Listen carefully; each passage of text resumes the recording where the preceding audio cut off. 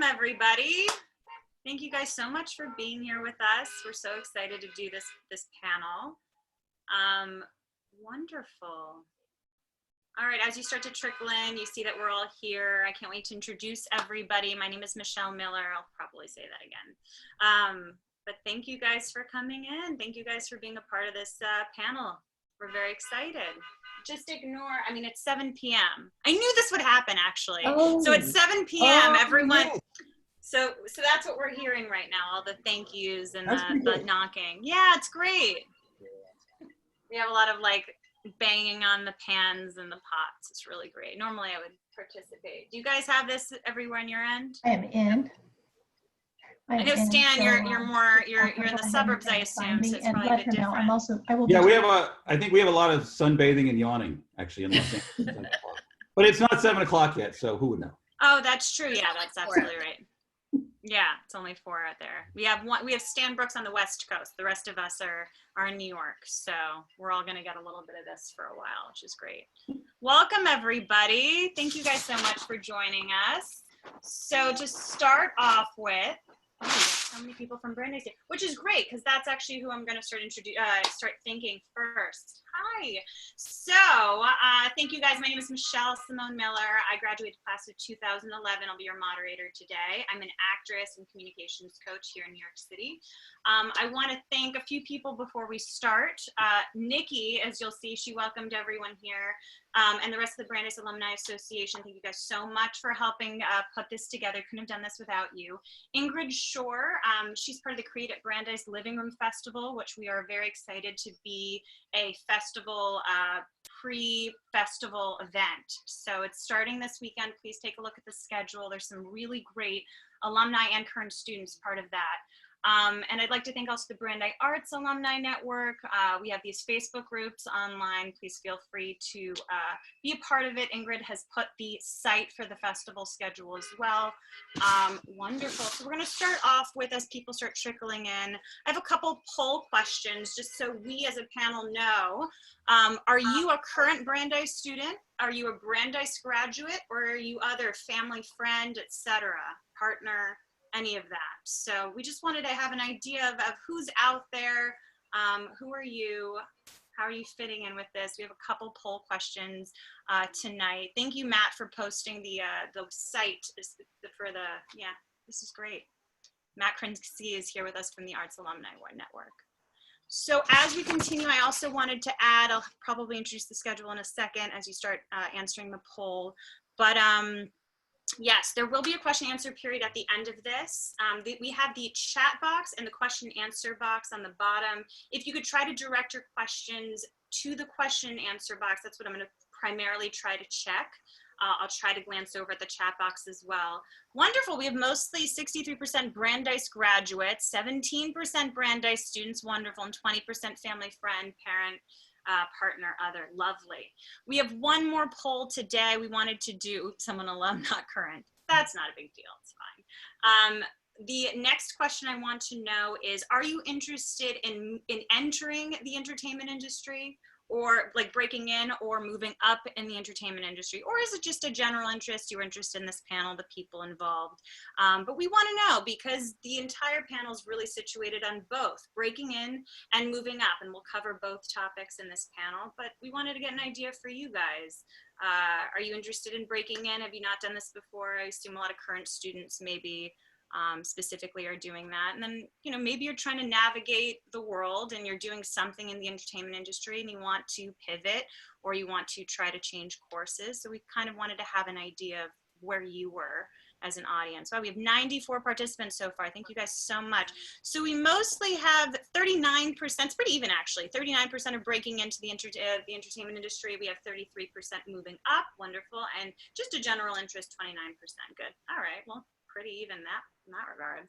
Lovely, lovely. All right, welcome as people start coming in. Again, I'll introduce myself. My name is Michelle Miller. I'm class of 2011.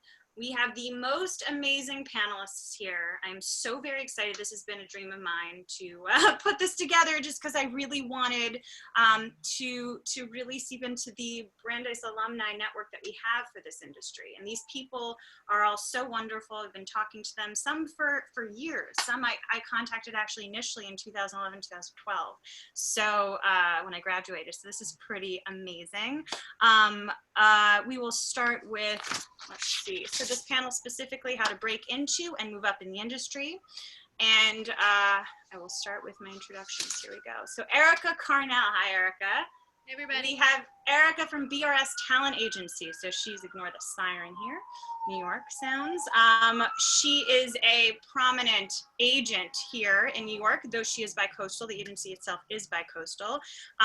They represent clients in film, television, and theater, everywhere from series regulars, recurring roles, co-star roles, Broadway clients, and everything from Aladdin, The Lion King, Come From Away.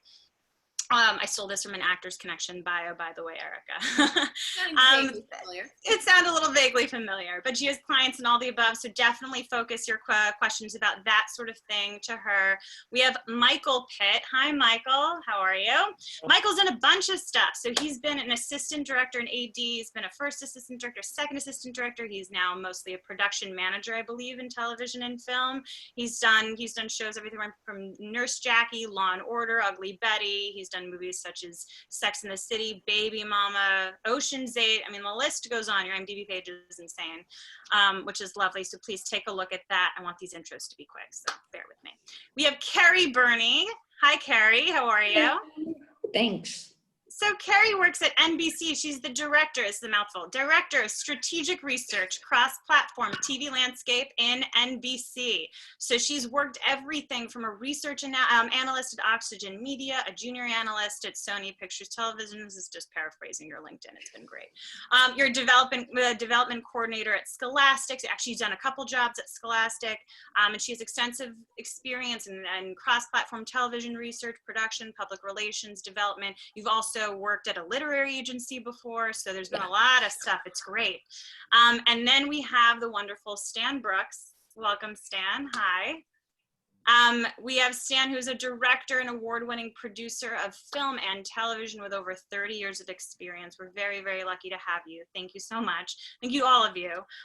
He founded his first independent production company, Once Upon a Time Films, which he has done very many movies, miniseries, including Emmy Award-winning Broken Trail, Prayers for Bobby, which was fantastic. In 2011, he founded his production company, Stand and Deliver Films, which is very wonderfully named, mind you, and went on to produce and direct his first feature film, Perfect Sisters, which was great. Abigail Breslin, Mira Sorvino, definitely check it out. Recently, he directed a slew of projects, not only episodes on TV, like Agents of S.H.I.E.L.D., all you Marvel fans on ABC, but also I believe you're in pre-production for the thriller Girl Who Fell from the Sky. So, you know, if you can tell us a little bit about that at some point, that'd be great. Welcome all. So that's mostly what I'm going to be talking about. The rest, I hope, is mostly you guys. This will be hopefully a discussion-based panel, so I'll ask questions, maybe direct one or two to each of you, but if we could, you know, pick up off each other. Wonderful. Okay, so my first question, which kind of makes sense given the title of this panel, what was your first job out of college? And what drew you to the entertainment industry? So let's just start from the beginning. Erika, do you want to start? Sure. My first job out of college was, I worked for a PR firm, a boutique PR firm. And my clients were, among others, Toshiba. I was at the launch of the DVD, which was really unbelievably cool. And I think my biggest client at the time, the one I worked primarily with, you know, one-on-one, was Showtime. So I did a lot of public relations for Showtime, mostly back when there was a satellite division for like Dish, Prime Star, words that, you know, have not been used in a very long time. But, you know, promoting a lot of their original content, original movies and series, back when that was sort of really getting off the ground for them, when they were, you know, it was a very long time ago. And I was drawn to the entertainment industry primarily because it was the thing I always loved. So I wasn't a theater major. I was an American Studies major. I was very much in sort of the inaugural group of film studies program members with Tom Doherty. I actually worked for the department. I was the department liaison for students for my senior year. And then I was president of Tympanium Euphorium. I was president of Brandeis Players. So I sort of ran the gamut, theater, film, television. And then, started with PR. And then John Bush Jones recommended that I get into casting. Didn't know how. Nice. But I had a family friend who worked for an agency, and I started answering phones at the front desk at the GAGE group, which is now half of BRS GAGE, 22 years ago. So I literally started at the bottom, at the front desk, answering the phone and working my way up. That's amazing. That's fantastic. So we have actually a friend of yours here. So I'm actually going to go direct this to Kerri now. So Kerri and Erika were friends at Brandeis, correct? Yep. Yes. We were both members of the American Studies department, and I also was part of the film program a year after Erika. So when I was at Brandeis, all through school, I was going to go into journalism. All my internships, were in journalism. In addition to the program department, the film department, I also did journalism as a program as well. And then I visited my best friend from Brandeis in LA because he had graduated a year earlier when I was a senior, and came home and told my parents I was moving to LA to work in entertainment. And they said, no, you're not, because I'm from Jersey, and nobody from Jersey goes to Los Angeles, or nobody that we knew. And so I wore them down, drove out like a week and a half after graduation. And when I got out there, I literally just started calling Brandeis alums, asking for an informational interview. I called Stan's office and I asked his assistant if I could make an appointment to talk to Stan. And he's like, well, Stan's in pre-production for a movie. He really doesn't have time, but we're looking for interns. Do you want to be an intern for us? And you'll probably have to drive Stan around someplace and you can come in, which is exactly what happened. So I got to work in a production office. I got to read scripts. I got to see for the first time, how production worked. And I always loved film and television. So it was wonderful. And it was a great kind of easy way to get into the entertainment industry, because everybody Stan worked with was lovely, and I never had to deal with any of the Hollywood horror stories that you so often hear about when you're an intern. So that's kind of how I got my start, and then I just did everything and tried everything to figure out what I wanted to do, and I'm still looking. So that's me. I love it. And it's great because when I asked you guys to be a part of this, I didn't know about that connection right away. So how coincidental. And I had a very similar experience when I graduated again in 2011. I reached out to Stan.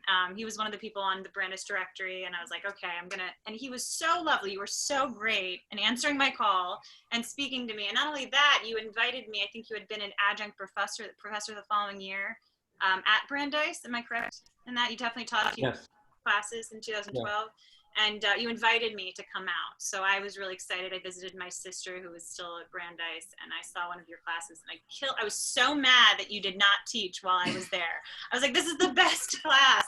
So thank you so much for helping so many alum. So Stan, why don't we continue with you? How did you start in the entertainment industry? Well, I think it's interesting that, because I was an American Studies major also, and I remained very, very close friends with Tom Doherty and Steve Whitfield. And I don't know that I would be in if I hadn't been an American Studies major, because it was the support of, Tom Doherty wasn't there then, but the support of Steve Whitfield, who said, you can go do this. Because I came from a Jewish family that sent me to Brandeis to become a doctor or lawyer, go to business school. And the thought that I was going to go to film school, I think, was horror to everyone in my family, from mother to grandparents. And so, but I was lucky. I was involved with Brandeis then, so I was chairman of the programming board, and I ran film committees, and I ran film festivals, and so I, on a lark, someone in career counseling suggested I apply to the American Film Institute, and I got in as a producing fellow straight from Brandeis. And at that point, the only person who had ever gone to AFI from Brandeis was Marshall Herskovitz. I don't know that there's been too many other than the two of us. And so I went to AFI, and I got out with all the arrogance of an American Film Institute graduate, thinking I was going to get a job as a producer. And after 3 months of unemployment, I took a job in a mailroom. And that was the first job I ever had. It was at a television company called Filmways, which then became Orion Pictures. And the best story is I would have, my grandfather was very close to me, and I would have breakfast with my grandfather every Friday while he was alive. And the Friday before my first day at Filmways, in their mailroom, we had breakfast at the Stage Deli in Century City, and he said, I said, I don't know what I'm gonna wear. I'm gonna wear a shirt and pants. And he said, no, you're gonna wear a tie. I said, a tie in a mailroom? No one wears a tie in a mailroom. He goes, exactly. He said, and some producer's gonna see you and say, why are you wearing a tie and who are you? And that's exactly what happened. Within 2 days, Rick Ross, who was a producer there, said, who are you? Why are you wearing a jacket and tie? And by the way, everyone else in the mailroom was wearing Metallica shirts and cutoff jeans. And so he said, I want you to come work for me as my assistant. And that was my first job. It was on a show called 240 Robert with John Bennett Perry and Pamela Hensley. John Bennett Perry, who, by the way, was one of my jobs was as the PA on that show, was to keep his bratty son, Matthew Perry, from the craft service table. So yes, that was my first entry was in the mailroom, led me to meeting somebody in casting, and then I was a casting assistant, and then that led me to being a reader somewhere. And you know, just once you start meeting people, you start meeting people, and that's how we're going. That's so helpful. Sorry, there was a little bit of a, internet thing at the end, but that was great. So have you, just as a follow-up, have you seen anyone in the mailroom in the last few years wear a tie and impress you just like you impressed him? Has there been anyone that like dressed up? No, I do. I am a host for the Television Academy, the people that put on the Emmys, the ATAS. They run a nationwide search for interns, and we take an intern every year. So we've been doing that for about 7 years, and they come into the office and they work for us the same way that Kerri did. And then if we go into production, they go on the show with us, and we'll also get them on a set, and they'll go over and spend a day at Lifetime and at Hallmark. And but we read their applications, and then we see the videos of the finalists. And I will say that is a question, passion and homework. Those two most important things. One, do you really know what movies of the week are if you're applying to an internship for my company? Have you seen anything recently that shows that you're really interested in it? And then, do you have passion? Because I don't want somebody that just wants any internship. I want somebody that wants my internship. And so in the same way that sort of I wore a tie so you notice me, I think there still is the, how do you get noticed? And I think one of the main ways of getting noticed is to demonstrate your incredible passion and that you've done your homework. I'm always amazed when people come into my office and haven't seen any of my work. I've made 70 movies and television series, and it's not hard to find. So, you know, when I came into the business, there'd be no way for me to find people's credits or go and see something of theirs. There was no IMDb. Yeah, there was no IMDb. But now, I mean, if the thought that somebody wouldn't have looked me up and wouldn't have seen something of mine before coming to try and work for me is unfathomable, and it's an immediate you're never going to be an intern for me. So I still think homework and passion are the two things that we look for. Oh, I love that. That's great. So, I mean, would you, I have so many questions in life for everyone, but let's go with Michael. So actually Michael and Stan know each other as well, correct? Yes. So what's your connection? Just because I didn't know this until, So I've known Michael since he was at Brandeis. His father and my wife were agents together at ICM. And when I had a script at TNT for a Christmas movie that was sort of a programmer, and it was just going to be a movie they ran at Christmas. You know how many Christmas movies get made. And out of the blue, my phone rings, and it's his dad. And his dad was a really, really, really big deal agent that would never in a million years call me because I was in TV and I was nobody. And so when I figured I had done something really horrible to piss him off, because the only reason he would call me. And I get on the phone. I just had my first child, my first son. He gets on the phone and he says, "How's your son?" And I'm like, "What is this call about?" And then he said, I hear you have a Christmas movie at TNT. I said, yes. And he said, I have a director for you. And I said, okay, who? And he said, Arnold Schwarzenegger. And I dropped the phone, literally dropped the phone. And then I picked it up and I go, don't punk me. I'm being punked. I know you've got cameras in the room and everyone's laughing now. And he said, no, I'm serious. He wants to direct a family-friendly movie and he has to be shot right now because he's got another feature to do. And you're the only one going into production. And Arnold Schwarzenegger directed my Christmas movie, Christmas in Connecticut. And so from that point on, his agent became very important to me. And we were very close. And we turned out we lived around the block from each other. And I was so thrilled when I heard that Michael was going to Brandeis. Didn't Schwarzenegger later appoint you as chairman of the California Film Commission? We stayed That's... very close from that experience. And then I became chairman of the California. Wow, there you go. That's amazing. So Michael. For the tax credit. Yes, exactly. So yes, it's a great one. So Michael, yeah. So I started through my father. Like Stan said, was an agent at ICM. He got me my first job when I was 16 years old. I was working on a movie called Disorderlies. I was a set production assistant. I remember correctly, I made $30 a day. So I did that every summer. I loved it. I enjoyed it. Before the next summer, I called the producer that I met on the movie and I said, hey, I'm ready. I need another summer job. And he's like, well, I'm not shooting anything, but a friend of mine is. Go call him, or I'll call him for you and you can follow up. And I did that. And so I was a PA every summer, really through college. When I graduated Brandeis and I took film classes there, American Studies major. wow. I went to USC Film School for 2 years in a producer's program that they had there. And then they got us an internship my second year. And I wound up working on a movie called Last Action Hero. So I became an intern on that and then a PA on that. And then met the producer, got along with him. He said, my next movie is Die Hard 3, come do that with me. And that brought me to New York and I sort of worked my way up the ladder there. I joined the Directors Guild in '98, I think. And I've done 50 something projects with the Directors Guild as a second AD, first AD, and now a production manager. So Michael, has that been mostly in New York? You found that like consistently you were able to work here on projects? So we're all freelance. I'm based in New York. I certainly do most of my shows here. But some of the challenges that I have with my career and my life is, you go project to project in what I do. I don't work for a company. It's all freelance. So I've done 3 months. I just finished doing a movie in Hawaii for 3 months. I did a pilot in Chicago for 3 months. I was in Washington, D.C. for 3 weeks. I was in Minnesota for 4 months.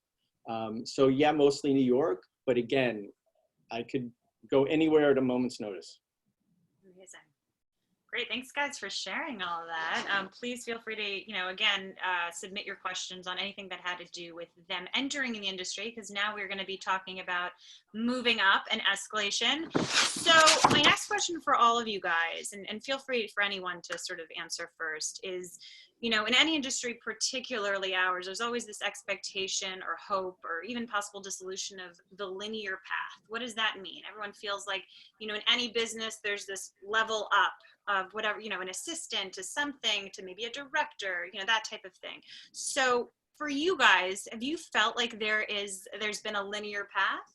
Or do you feel like, it's a lot of touch and go, a lot of, it's a sort of flexible, movable career for all of you? Well, I would say that it's, there's no straight path. Unlike most industries where, if you're in the insurance business, you start as an underwriter and you keep getting promoted. There is no one, everybody you'll meet in the entertainment business will have their own story and their own path. You just heard it. I mean, it's interesting. All of us American Studies majors, and yet all of us have very different paths. And by the way, for those on this that are still at Brandeis, the takeaway from this is that none of us were theater arts majors, none of us were film majors, and I will tell you that my knowledge that I got from being an American Studies major, having taken classes in architecture and music and art and obviously history and American literature, much more valuable in my career than anything I learned in film school. Anything. Because if you sit with a composer on a movie in post-production, you're not talking about stuff I learned in film school. I'm talking about having taken a class in Bach at, in Spingle. And so I would encourage, liberal arts is liberal arts, and that's what those are the tools you want in your tool belt when you get into the entertainment business. Not how many foot candles it takes to light up a set.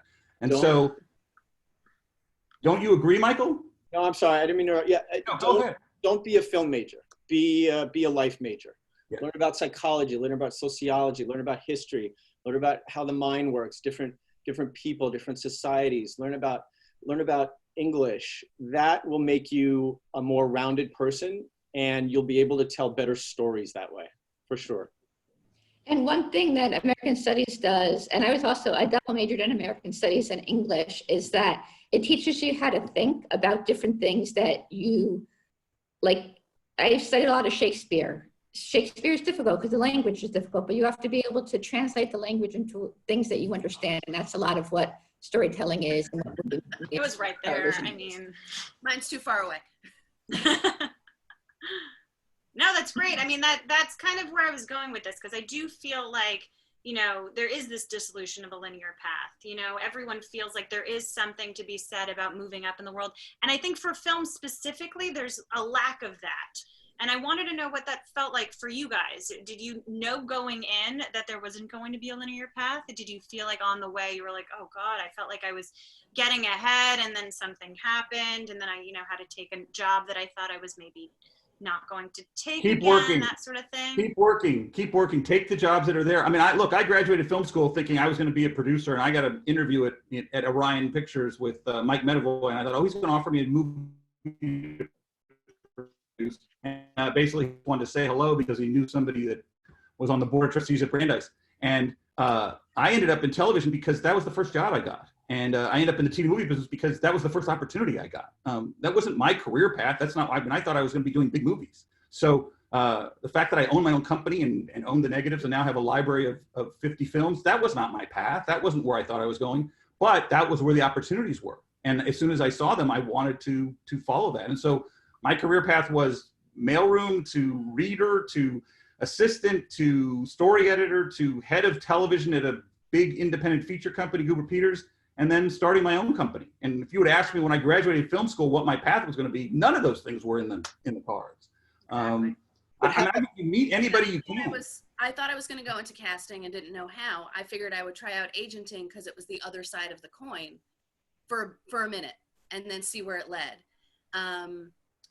I was actually, because I work in a more sort of traditional business office environment, thought I would be moving up faster.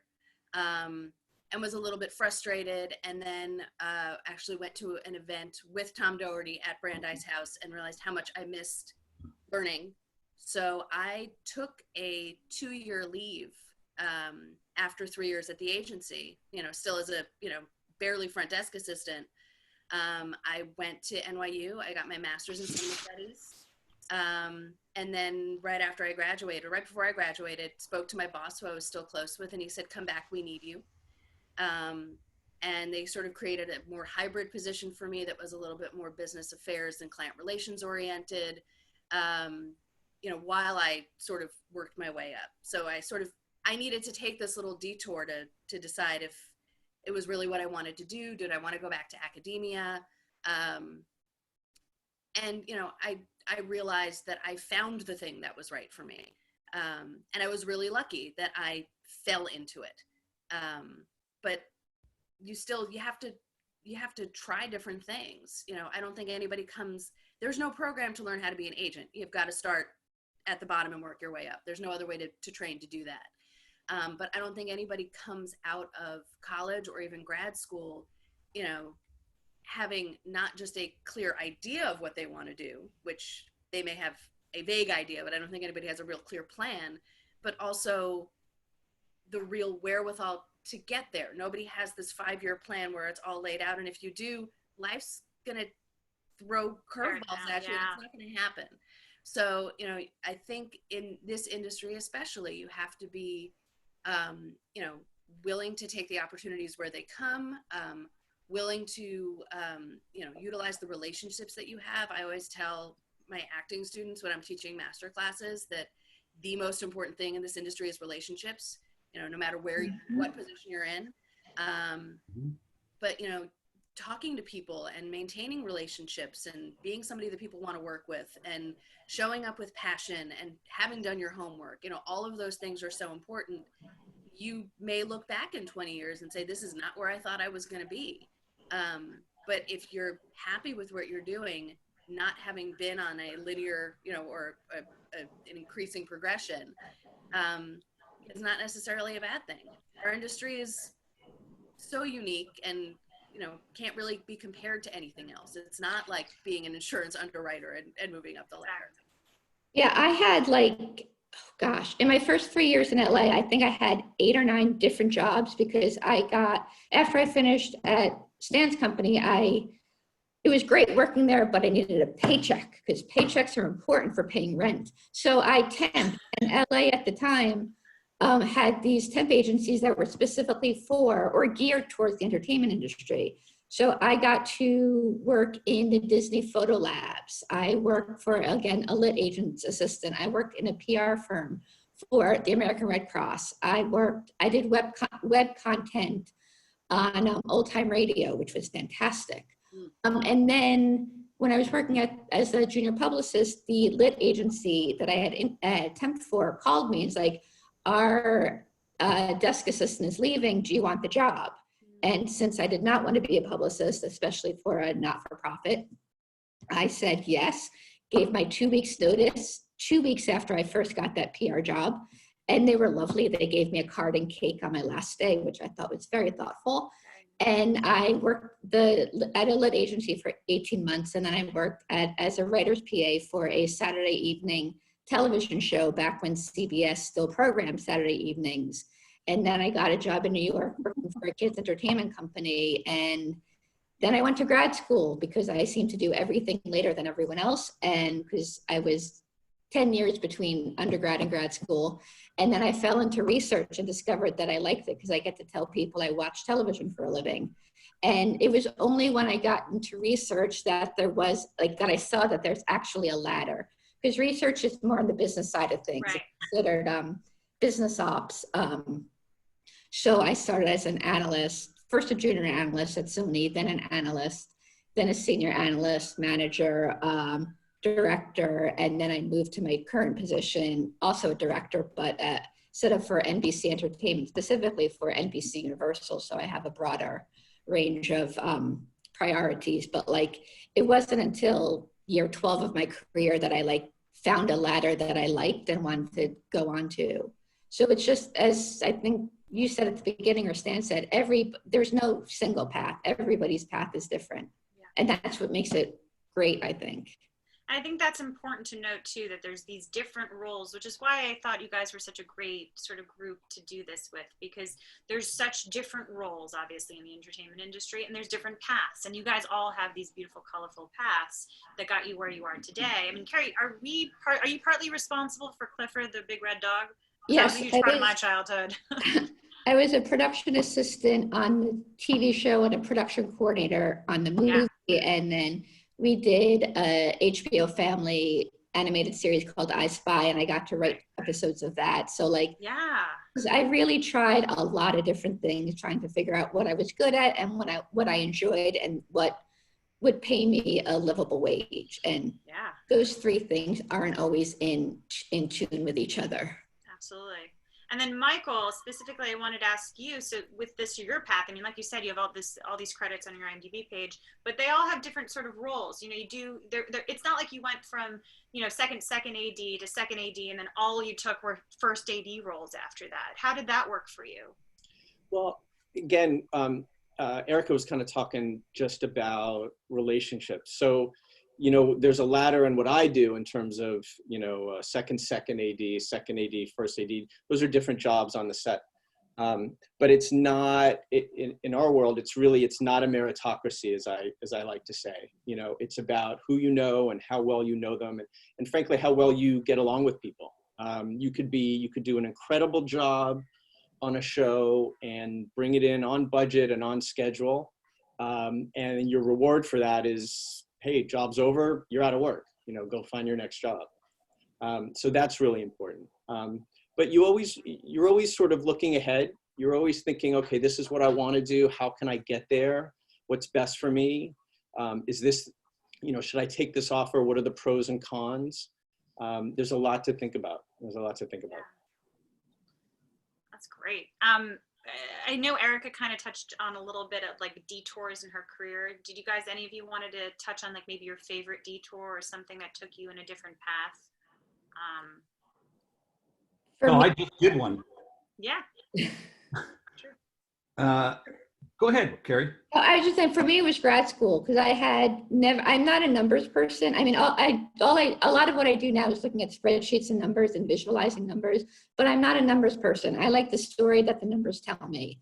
And so before I went to grad school, I'd never taken a research class. I knew what Nielsen was just because I read the trades and they talked about Nielsen ratings, but I didn't actually know what that was. And then at grad school, I went to Syracuse, and they made you take a research class as part of your core curriculum. And I discovered that it was simple math, so the math was easy, and it was really telling a story. And again, I started this whole thing back at Brandeis wanting to be a journalist. So all my life, I've been telling stories, but just the stories get told in a different way to different people. But it's really all about telling stories. And honestly, that's what most of life is, just telling different stories to different people. Sorry, go ahead. No, it's great. I mean, it is, especially in our industry, like everything is about stories. Yeah. Michael, Stan? Well, I just made a career change. About 5 years ago, I gave up my supplying company, and after making about 70 movies and television series, and decided to become a writer-director, which sent me from the top of the hill where everybody was taking my phone calls to the very bottom and starting kind of over. And wow. And again, it is, as I think Michael said, it's, who knows how to know. And it was amazing how many people didn't take my calls and how many friends I didn't have when I was now back and couldn't get movies greenlit and wasn't making 3 movies a year as my own studio. But again, it's, your passion and your drive and your ambition and your ability to get up off the mat.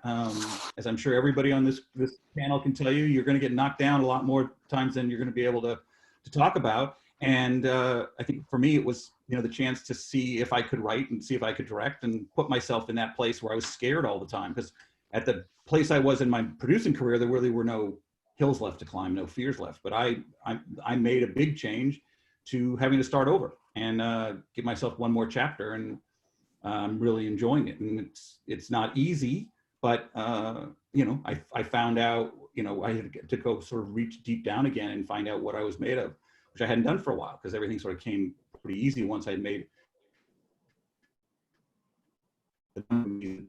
then networks would come to me.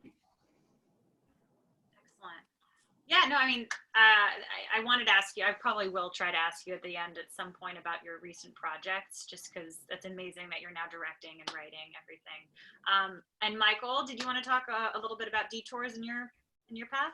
The big one, I grew up in Los Angeles. I went to school in Boston, obviously. I went home after school. I went to USC, and I worked in LA for my first year. I did a movie there, as I mentioned. I met a producer, and he's like, hey, my next movie is in New York. Come do it with me. And I was like, great. It was obviously a huge movie with a big cast, an incredible opportunity. And that was a tremendous detour. But how do you, someone says, hey, come work on a Die Hard movie. I mean, I can't say no to that. So I went to New York, and I met a bunch of great people. I remember we finished that movie in December. And my boss came up to me and said, hey, I've got this other show in January. It's in New York. January, February, March, April. You're great. I love you. Come do it with me. And I flew home, and I'm like, I guess I'm moving to New York. And I flew back in January, and I did that show, and I basically stayed ever since. And I had no idea that I was going to be in New York, for the 30 years of my life. No idea. Just happened. Michelle, it's really important to sort of notice that all of us have had relationships at Brandeis that paid off. I mean, one of Michael's really good friends is actually a really close friend of mine, and he's done actually 2 movies for me, and they went to school together. And my roommate, Mitch Album, has done projects with me as well. And, you know, you never know, even your Brandeis friends. They're valuable relationships. And that's why, you know, you want to stay in touch with and you want to network as much as you possibly can with as many people as possible, because you just don't know. Mitch left Brandeis to be a musician, to be a piano player. And so the fact that he and I worked together on a book he wrote is, you know, that's not where we ever would have imagined when we graduated. And I'm sure Michael and his friend Jason, who's worked for me and is one of my close friends, one of his close friends, you know, when they left Brandeis, they didn't know where they were going. Certainly when I met Jason, he was still at USC Film School. Well, And yeah, go on. So I remember taking a class with Professor Doherty, just to talk about Brandeis for a second, and I got a D on my first paper at the film class at Brandeis, and I had done, you know, 10 shows at that point. I remember getting so angry, and I wound up taking the class pass fail. So just another example of you just don't know. You just don't know. Well, so on that note, sort of a similar note about relationships and networking. Do you guys have any advice a little bit on how to keep, I mean, obviously a lot of this, and they always say entertainment industry is all about who you know and relationships. How do you cultivate these relationships? How do you continue? I mean, Stan, you like you said, you're now writing and directing, and all of a sudden you had to leverage these relationships in a different way. So what are some things you've learned about staying in touch with people, making sure you're not, you know, they're authentic relationships still, you're not just using them for whatever they can give you, but you're cultivating them over time? Do you guys have any advice for our listeners? I know for me that first of all, I find it much easier nowadays with email and texting as opposed to when I came out of school. It was all phone, and I'm rubbish on the telephone. Even after spending 2.5 years at an agent's desk, I'm still rubbish on the phone. But what I learned is read the trades, like find out what people are doing. And when you see someone in the trade, congratulate them. Like I recently reached out to my old boss at Scholastic just because they rebooted Magic School Bus, and I hadn't spoken to him in several years, not because we didn't get along, it just hadn't come up. And I'm like, I should rekindle that relationship. So I reached out and emailed him, and that I thought it was great that they were rebooting Magic School Bus, and so that started a dialogue. And now every so often we get lunch, but it's just figure out a way to keep in touch organically, as opposed to, as you said, making it seem like you want something. Yeah, I mean, I think even when you've left someone or someone has left you, you know, we're a mid-size agency. We had been a boutique agency, so we've had people who we were their first agents, and then, you know, they wound up with much bigger agencies, you know, where Michael's dad works. And, you know, it's really important, if you had a good working relationship with that person and they've left you for business reasons, to not allow that to impact the personal relationship. So you don't need to get together all the time, but, you know, a client that you had a good relationship with who's gone somewhere else, you know, books the lead in a TV series or gets a Tony nomination, or, you know, if you're still in touch with them, if you still have their contact info, you know, it's a wonderful opportunity to reach out and say, I'm so happy for you. I'm so proud of you. You know, you never know when that person is going to have another cast member that's looking for a new agent that, you know, might be, you know, a huge opportunity, you know, someone you want to work with.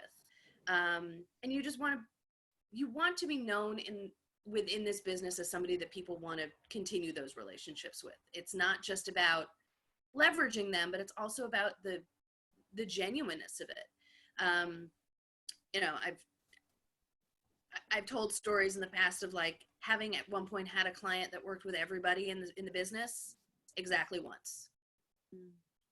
And that was it. Somebody who was super talented and kept getting cast and kept getting jobs, but no one ever wanted to work with that person again after working with them once. The work product was great, ultimately, but they weren't pleasant to be around. So, you know, I think that calls back to what, you know, Michael was saying, that you want to be the person that people are like, not only do you do good work, I really like the person that you are. I really enjoy spending time with you. I want you on my set. I want you in my office. I want you in my corner. you know, you're somebody that I want to maintain those relationships with. And I think that's really important. And Michelle, you know, a lot of, if you get the opportunity to have contact with somebody who has some of consequence, who has some relationship, has history and can be beneficial to you, I think you never, if you get that chance to get them on the phone, as you and I did, as Kerri and I did, you always want to be specific about, hey, I'm really thrilled to have this opportunity to talk to you. This is where my career path, I think, wants to go. Do you know anybody that does this? Do you know anyone that can get me into a mailroom at an agency? Or do you know the first job I could get in PR? Or I really want to be below the line. How do I get into the DGA program? The worst phone call for someone like me is, hey, I love show business. What should I do? Yeah. Well, what you should do is figure out what you want to do and then call me again. Because I can't do anything with that information. It's a great advice, actually, because like I said, I reached out to you, Stan, but I also reached out to Michael in 2011 as well. And I felt like, I mean, I knew I wanted to be an actress, but I was like, Michael, you know, is there anything you can do? I didn't really have anything specific. So this is great advice for everybody, by the way. But Michael was still super sweet and was like, I don't really know how I could help you, but do you want to be like a PA for a day on this movie I'm doing with Morgan Freeman? So I was a PA for the day, and I didn't know anything about that, but I loved it. I loved being on set, and I really do appreciate that. But it is great advice to know for everybody coming out of Brandeis or even just coming up, have a specific idea in mind of how they could help you. And as well, you know, in terms of concluding what you guys were saying about reaching out to people and not having to just feel like you're leveraging contacts. Also contact them when things are good. Also feel free to congratulate them, to compliment them, and have a positive sort of back and forth. That's fantastic advice, I think, for everybody. I'm going to start actually going through some of the questions, which I'm really excited about. All right. I have a question from Michael. So this is Amy. I have experience in production management and stage management, but only in theater. How does one take those skills to have a similar position in film and TV? Wow. I've only been film. I've never done theater. I find theater absolutely fascinating because it's live, and there's nothing like the energy of live. It's a very different world. It's union-wise and also just logistic-wise. I'm sure the skills are very, very similar. I'm sure if you've got experience in theater that you would pick up film and television very quickly. But you may have to start a few levels below, but you would rise obviously very quickly with that experience. But I would definitely say yes to any opportunity you get if you want to segue into that area. And again, you may have to start a little lower than you wanted to, but you should rise fairly quickly. That's great advice. I'm getting a lot of questions about scripts and writing. So if one has an idea for a script and has like a script Bible, a spec script, how do you take it to the next step? How do you get it to the right people?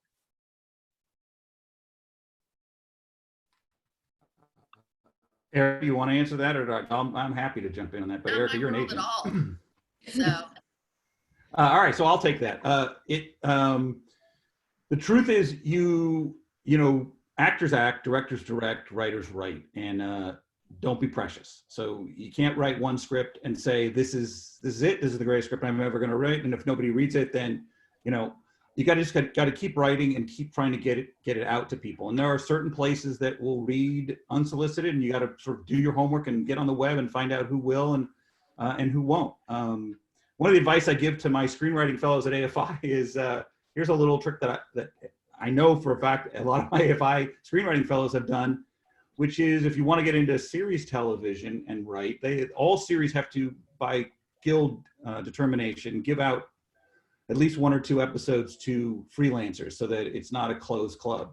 And if you watch all the credit television series, hours, there's everything from the executive producer, co-executive, all the way down to a story editor, which is usually buried in the end credits. The difference is that all those people are in the writer's room. They're all breaking story. They're all doing the exact same job at the beginning, but they're getting paid different. They're getting different credits, but they're all in the same room. And that story editor is never getting a phone call. No one's ever calling him. They're calling the showrunner. They're calling the executive producer. And they're calling the co-executive because they're the famous ones. But if you want access to that writer's room, the same guy that's going in there with no access and no clout is also in that room breaking stories and writing episodes. So that's one of my little tricks is look for the person at the bottom of the totem pole. They're thrilled to get a phone call. Yeah, that's great. If anybody, well, I'm gonna go through some of these because there's so many and they're great ones. I have one question from Arnon. I hope you don't mind me shouting you out, but I know you. So he said he's gotten a lot of success in the indie world, but that's not really paying the bills as much. And so although he's gotten some success in going up the ladder, so to speak, how do you get on the Hollywood ladder? How do you start producing and being part of bigger sort of films that pay more? I know it's a hard one. Well, Michael's the best. I was going to say, Stan, you should take that one.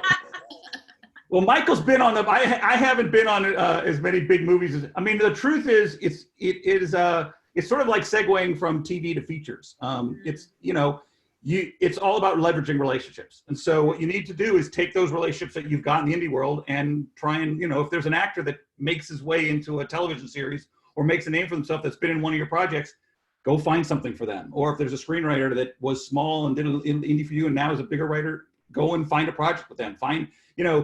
My mentor was Peter Guber, and he always said that the commodity of our business are good stories. And so if you have one, it doesn't matter where you are in the business, someone's going to come find you. And so, read a lot, find some great piece of IP, piece of material in a magazine or newspaper, and then leverage that with somebody I think that's how you get out of indie up into the Hollywood world. But by the way, indies can do well too, and don't be. Indies can do well too. Indies can go, absolutely. Well, and by the way, there are a lot of people in the TV and the feature business that would be thrilled to be in the indie business. That's true. That's so true. This is more, I think, for Erika, maybe. Any advice for kids or teenagers starting out in the entertainment industry as actors? What advice would you give to kids and teenagers starting out? There are specific agents that specialize in working with kids and teenagers because there's all sorts of additional labor laws involved, and having to have tutors on set, and there are some of the bigger agencies have children's departments. Here in New York, Carson Adler's, I would say, the absolute best children's agency. Nancy Carson has been at it forever. She's sort of, is top of her field and has been for decades. Does she work with you at the National Association of Talent Representatives? I know Carson Colker is there. Yeah, she's a NATO member. And she, I think in general, if your kids want to work professionally, find someone who can be your advocate. I think more so for children than even for adults, because you're going to need somebody who can help you navigate all of that. Yeah, I was blessed to work with Abigail Breslin, Georgie Henley, Gary Coleman, a lot of famous young child stars, and there's great pitfalls in that world. And I think one of the things you have to be is have somebody you really, really, really trust that can help you navigate, that knows what they're doing, because I seriously, within the last week, someone said, am I supposed to be paying an agent? Wow. Okay.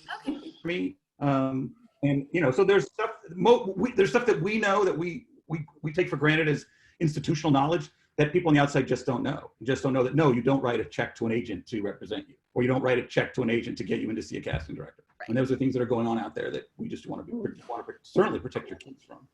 Yeah. Anyone want to add to that? Sorry. Okay.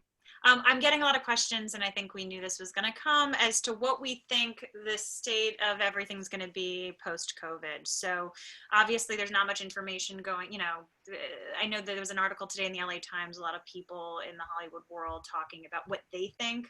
Obviously this is a very subjective, opinion-based question, but what do you guys see as the state of things with all your different roles? So I can talk to production a little bit. So yeah.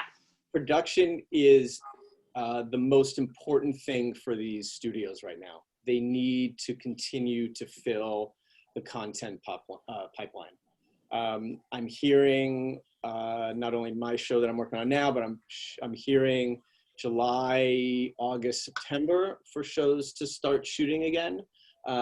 Pretty much everybody, in the same way that the scientists are all sort of working together to figure this all out, the production people are really talking to each other every day. The studios have task forces to figure out, you know, protocols for set on how to do it. They're talking about specific pods. They're talking about how to clean things. They're talking about what to do about food and stuff like that. But production should begin hopefully July, August is what we're hoping for. I'm supposed to direct a movie in No. July. I was supposed to be in prep in May. And I've been talking to the studio Sony, and I've been talking to them about this. And I think they feel like it's going to roll out back in production, the kind of the way it rolled in, which is there's not going to be somebody waving a checkered flag saying, hey, we're back to normal. There's probably going to be, you know, at the beginning, there'll be certain cities that will allow it, certain cities that won't. There'll be social distancing on set. I think there'll be masks and gloves. And I think probably, I was told on my project, there'll be no actor touching and kissing. So they'll try and keep actors from having to have any kind of contact if you can. So there'll be incumbent upon the screenwriters to fix some of those things. And they'll try and limit to very few locations. So there's no moves and you can keep places clean and safe. I don't think we're going to immediately go back to what we were, but I think there'll be certain guidelines and rules that will be set up as we go in. I know that Steven Soderbergh is championing a whole organization within our guild, the GA, to try and come up with how those things are going to happen and make sure that there are rules in place when we go back to work. And on the network side, on the TV network side, it's all kind of a waiting game in terms of what we're supposed to do. Last week in September is when the new TV shows premiere, and we haven't even picked the TV shows yet or finished pilots, and that usually happens in the first and second week in May. So right now we don't know what's going to be airing in September or October or November or whenever the broadcast season actually starts. So that's fun. And of course, my network had the Olympics this year, which were postponed this year. So we have, I think I heard we had 180 hours of hole to fill, accommodate for just because of sports due to the NHL playoffs, and the Olympics, and just now we have to figure out basically repeats and then any reality shows that happen to have been finished or any reality shows that we can finish while still socially distancing ourselves. So that's not, I don't work in the production world, but I just hear about it because we do program.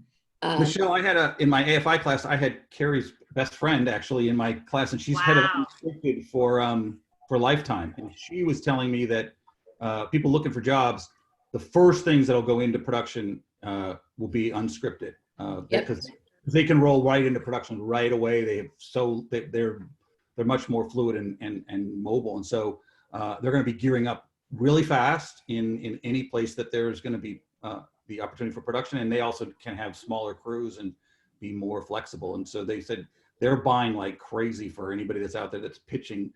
Their unscripted people are already made content. Than the people, So, clients who were, had booked pilots, and some had started shooting, but most had not. There are not many pilots that finished shooting this season because this really sort of hit during that 3-week period where most of the pilots shoot. And there were a lot of late pilots this year that weren't planning to shoot until the end of March or beginning of April. So those have also all been postponed. So that sort of puts a wrench in, as Kerri said, normally they're deciding now what pilots are going to get picked up and, finalizing all of that. And then, upfronts have been canceled this year. So that's also going to be a big blow for, getting those advertising dollars into the networks as well. So I think, the whole situation is unprecedented for every facet of the industry, for pretty much every facet of every industry. But I think even for, people who are watching, who are just sort of, casual interest people who just want to know stuff, I think what primetime TV is going to look like next season and possibly, for a few seasons after is going to be really different than what everybody's gotten used to. Yep. So I do have to wrap this up, unfortunately. I knew this was going to go by too quickly.